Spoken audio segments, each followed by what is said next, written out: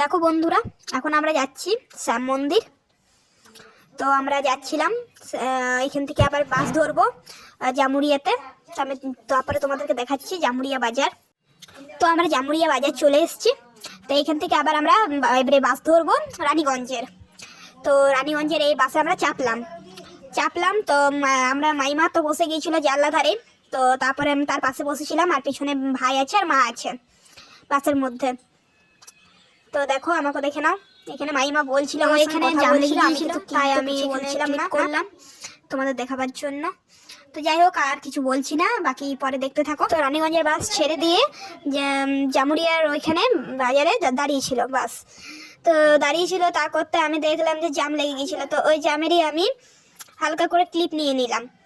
তা করতে আমরা জামুরিয়া থেকে ছেড়ে রানীগঞ্জে চলে এলাম। রানীগঞ্জে চলে এসে ওখানে আমরা আবার মাইমা ব্যাংকে কিছু কাজ ছিল, তো ওই ব্যাংকের কাজ করে নিয়ে আবার আমরা শ্যাম মন্দির চলে এসেছি।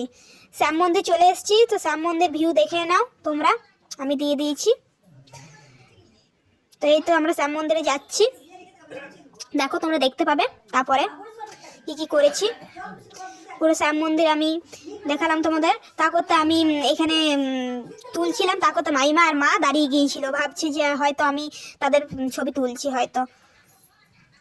তা করতে দেখে নাও তোমরা চারিদিক শ্যাম মন্দিরের। তা করতে ভিতর দিকে দেখো শ্যাম মন্দিরের সব কিছু দেখো, তোমাদেরকে দর্শন করিয়ে দিলাম, দেখে নাও। পুরো গোল করে ঘুরিয়ে দেখাচ্ছি, পুরো দেখে আস্তে আস্তে দেখতে থাকো।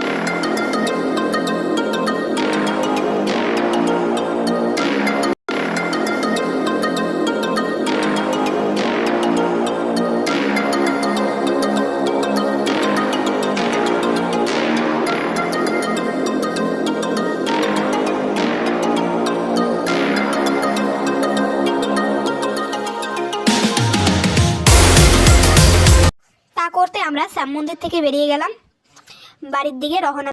তো তোমাদের এরকম যদি ব্লগ ভালো লাগে তো আমাকে বলবে, আমি নিশ্চয়ই তোমাদেরকে আরও এরকম ব্লগ দেব।